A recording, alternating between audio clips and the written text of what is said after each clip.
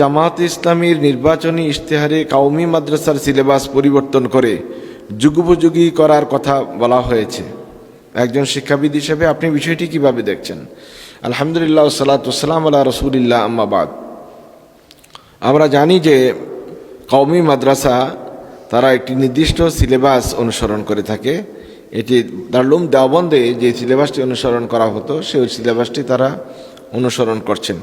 এ প্রসঙ্গে আমার কয়েকটি লেকচার আছে। তারা নিজেরা দাবি করে যে আমরা দর্শে নিজামের উপরে শতভাগ আছি, মূলত তারা দর্শে নিজামের উপরেও শতভাগ নাই। এ বিষয়ে বিতর্ক করার কোনো প্রয়োজন মনে করি না। তো কওমি মাদ্রাসার যে সিলেবাস আছে এই সিলেবাস পরিবর্তন এবং যুগোপযোগী করার দায়িত্ব এটা জামাত ইসলামের উপর বর্তায় না। যদি তারা না চান তাহলে জামাত ইসলাম করবে না। এটা করার সুযোগ আছে যদি তারা সহযোগিতা করেন। এই বিষয়ে একটা ইশতেহার দেওয়া হয়েছে। এটার অর্থ এই নয় যে জোর করে কোনো কওমি সিলেবাসকে আলিয়া সিলেবাসে রূপান্তর করা অথবা মডারেট করা, এইরকম কোনো জোরপূর্বক কোনো ব্যবস্থা নেওয়ার সিদ্ধান্ত বাংলাদেশ জামাত ইসলামের আছে বলে আমার জানা নেই। এটা যুগের চাহিদায় অনেকে চাচ্ছেন, এই জন্য একটি ইশতেহার সেখানে প্রকাশ করা হয়েছে। আজকে একটু আগে দেখলাম জমিয়ত ইসলামের সম্ভবত সেক্রেটারি বা কেউ একজন বলছেন যে জামায়াতের আমির যদি কওমি মাদ্রাসার সিলেবাস পরিবর্তন করার কাজে হাত দেন তখন একসময় দেখবেন যে ওনার হাতটাই নাই, উনি আছেন। এই ধরনের উগ্র বক্তব্য দেওয়া অথবা মানুষদেরকে উস্কে দেওয়া এই নির্বাচনের আগে, এগুলি সবই উদ্দেশ্য প্রণোদিত। যিনি বলছেন তার মধ্যে না কোনো আত্মমর্যাদা আছে, না কোনো ভদ্রতা আছে, না বলার কোনো সৌন্দর্য আছে। এটি হলো কোনো একটি দলকে, কোনো গোষ্ঠীকে উস্কে দেওয়া আরেকটি দল বা গোষ্ঠীর বিরুদ্ধে। এটা নিতান্তই একটি অসুন্দর কাজ এবং গর্হিত কাজ। কওমি মাদ্রাসার যে সিলেবাস আছে সেখানে এটাকে যুগোপযোগী করার কথা আমরা বলছি না, জামায়াত ইসলামী বলছে না, বরং খোদ দারুল দেওবন্দ নিয়ে যারা ভাবছেন, কওমি সিলেবাস নিয়ে যারা ভাবছেন তারাই বলছেন। আপনি সেখানে মাওলানা তাকি উসমানী, যিনি এখন কওমি অঙ্গনের সবচেয়ে বড় আলিম হিসাবে বিবেচিত এবং তারা ওনাকে সে সম্মানটুকু দেন, তিনি কিন্তু বলছেন এই কওমি সিলেবাস পরিবর্তন করার জন্য।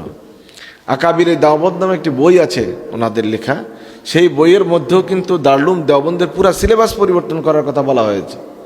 সুতরাং তারা যদি পরিবর্তন না করে সেই ব্যাকডেটেড অবস্থায় থেকে যেতে চান তাহলে সেখানে বাংলাদেশ জামায়াত ইসলামী হস্তক্ষেপ করার কোনো প্রশ্নই ওঠে না।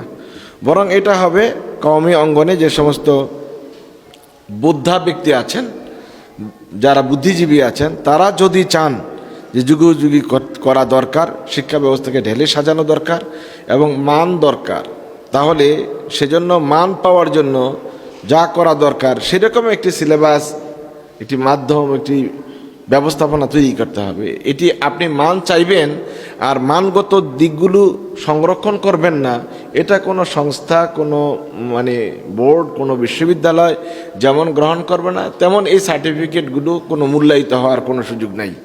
আপনি যেমন আছে এমন একটা সার্টিফিকেট দিয়ে নিয়ে যেতে চাচ্ছেন মাস্টার্সের মান, বলে আমাদের দাওরায়ে হাদিসকে মাস্টার্স বা কামিলের মান দিয়ে দেওয়া হোক, এই দাবি ওনারা তুলেছেন। কিন্তু এর দাবির আগেও যে আরো কতগুলো কাজ আছে, প্রক্রিয়া আছে, এগুলো সম্পর্কে যদি সচেতন না হয় এবং প্রায়োগিক বিষয়গুলো সম্পর্কে যদি সতর্ক না হন, যেগুলো সিলেবাস, কারিকুলাম যে স্ট্যান্ডার্ড অবলম্বন করে আন্তর্জাতিক মানে শিক্ষানীতি প্রণীত হয়েছে, এগুলির সাথে যদি আপনি খাপ খাওয়াতে না পারেন তাহলে সম্ভবত ওই ধরনের মান পাওয়া প্রায় অসম্ভব। এজন্যই এই যে বিগত সরকারের আমলে মান দিবে বলে একটি ঘোষণাপত্র দিয়ে সরকার চুপসে গিয়েছিল, কারণ এই মান দেওয়ার কোনো মূল্য হয় নাই, যে কারণে বাইরের কোনো দেশ, এমনকি দেশের বিশ্ববিদ্যালয় বোর্ডগুলি এবং এই শিক্ষার সাথে জড়িত কোনো ইনস্টিটিউশনগুলি এই সার্টিফিকেটগুলোকে গ্রহণ করে নাই। সুতরাং যদি আমাদেরকে একটি মানে যেতে হয় তাহলে মান অর্জনের জন্য যে সমস্ত কার্যকরী ব্যবস্থা গ্রহণ দরকার এগুলো করা লাগবে, শুধু দাবি করলেই সম্ভব নয়। আর এই বাস্তবতাটাকে সামনে রেখে ইশতেহারে যুগোপযোগী করার কথা বলা হয়েছে। সেক্ষেত্রে এটি বলা হয়নি যে মন মতো করে দেওয়া হবে। অথচ বিগত সরকারের আমলে বাংলাদেশ মাদ্রাসা শিক্ষা বোর্ডের অধিকাংশ বই সরকার তার মতো কেটে সেটে করে ফেলেছে। এমনকি আকীদার মতো গুরুত্বপূর্ণ বইগুলো তো এই মাজার পূজারী, কবর পূজারীদের কথা তুলে দেওয়া হয়েছে। সেখানে নানাভাবে মানুষদের ঈমান হরণ করার ব্যবস্থা করা হয়েছে। সুতরাং কওমি সিলেবাস, কওমি কারিকুলাম এটা ওনাদের মতোই হবে। যখন যারাই ক্ষমতায় যাক তাদেরকে মান দিতে চান, কওমিদের ওলামায়ে হাজারাতদের সাথে কথা বলেই সিদ্ধান্ত নেবেন।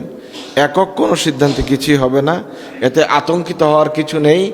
এবং এই মুহূর্তে নির্বাচনের পূর্ব মুহূর্তে পরিবেশকে অস্থিতিশীল করারও কোনো সুযোগ নেই। আল্লাহ সুবহানাহু ওয়া তাআলা আমাদেরকে বিষয়টি বুঝার তৌফিক দান করুক। আমিন।